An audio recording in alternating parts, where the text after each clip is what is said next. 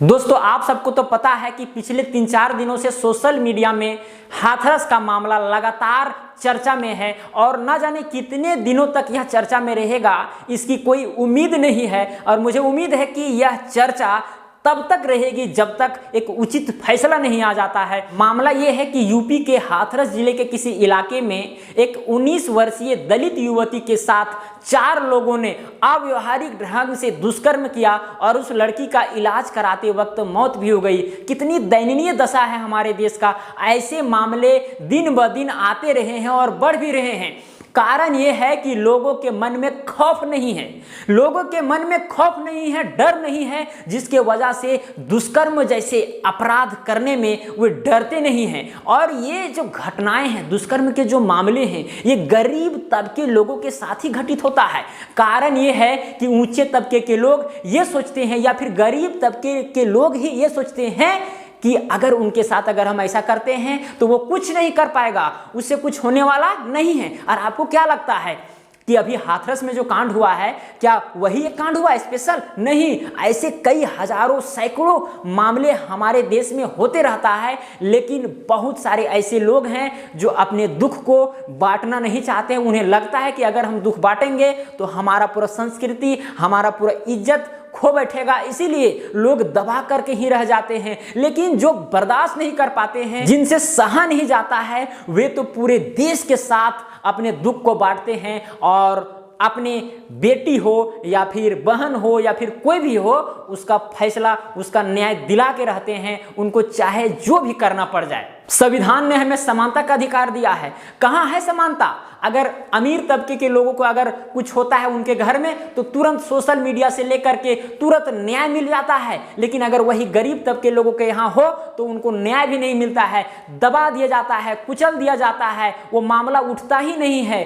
तो ऐसे सही लोकतंत्र का निर्माण कैसे होगा, समझ में नहीं आता है। लोकतंत्र का मतलब है कि सभी लोगों को समान नजर से देखना है, समान नजर से देखना है, सबका एक वोट देने का अधिकार है। तो क्या एक अमीर लोग क्या 10 वोट देते हैं? नहीं, अरे जितना गरीब देते हैं 1 वोट देते हैं, उसी तरह से वो भी देते हैं। सरकार चुनते हैं, जिस तरह से ये टैक्स देते हैं वो भी टैक्स देते हैं। सब हम लोग सरकार को हेल्प कर रहे हैं, तो सरकार को भी फर्ज बनता है कि वो हमको हेल्प करे। और सामूहिक दुष्कर्म मामला जैसा कांड के विषय में सरकार को तो इमीडिएट फैसला लेना चाहिए, इमीडिएट कार्रवाई करवाना चाहिए। आपको पता है कि हमारा देश लोकतांत्रिक है और यहाँ पर बहुत सारे राजनीतिक दल हैं, बीजेपी है, कांग्रेस है, जदयू है, एएपी है, बहुत सारे राजनीतिक दल हैं और उन दलों का अपना अपना कर्तव्य होता है। ये कभी भी आपको नहीं सोचना चाहिए कि अगर अभी बीजेपी है तो केवल बीजेपी ही रहता, बाकी दल खत्म हो जाता, या फिर अगर कांग्रेस है तो केवल कांग्रेस ही रहता,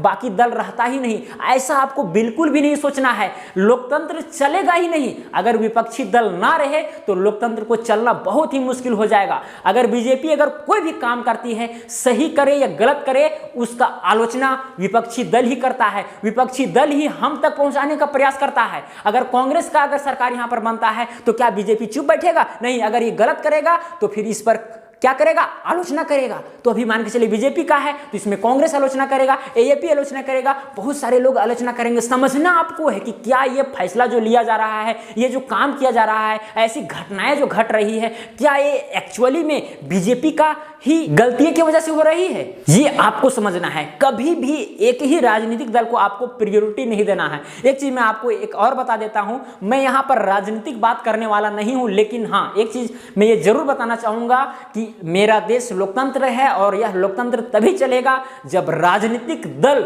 सही रूप से, सुचारू रूप से काम कर पाएंगे। ऐसा नहीं, सपोज कीजिए अभी राहुल गांधी, प्रियंका गांधी देखने के लिए जा रहे थे, या फिर मीडिया वाला जो थे, हाथरस कांड का जो मामला जहां हुआ था, युवती के घर जा रहे थे तो उनको जाने नहीं दिया गया। कारण ये था, कारण आप समझ सकते हैं कि अगर जाने नहीं दिया जा रहा है, इसका मतलब उनके मामला का उजागर नहीं करना चाह रही है सरकार से प्रशासनिक व्यवस्था। अगर उजागर नहीं करना चाह रही है तो स्वाभाविक है वो दबा जा सकता है, कुचला जा सकता है। अगर लोगों के सामने अगर बात आ जाए तो हम लोग आंदोलन छेड़ सकते हैं, बहुत सारे हम लोग आवाज उठा सकते हैं, जिससे कि सरकार दबाव में आ सकती है और उसको न्याय मिल सकता है। लेकिन अगर विपक्षी दल को वहां ना जाने दिया जाए, मीडिया को ना जाने दिया जाए, तो हमें पता चलेगा? नहीं पता चलेगा। अगर पता नहीं चलेगा तो अगर वह गरीब फैमिली के है तो ऊंचे तबके के लोग को क्या करेंगे? वो उस केस को क्या करेगा? दबा देगा। तो इससे नुकसान है, लोकतंत्र का घात हो रहा है। हाथरस का जो मामला हुआ है उस पर सरकार सही ढंग से कार्रवाई करे, उस पर दबाव डाले, उसको अच्छा न्याय मिले और लोगों में खौफ फैल जाए और ऐसे दुष्कर्म भविष्य में ना हो। सरकार को ऐसा फैसला लेना है और ये जल्द करना है।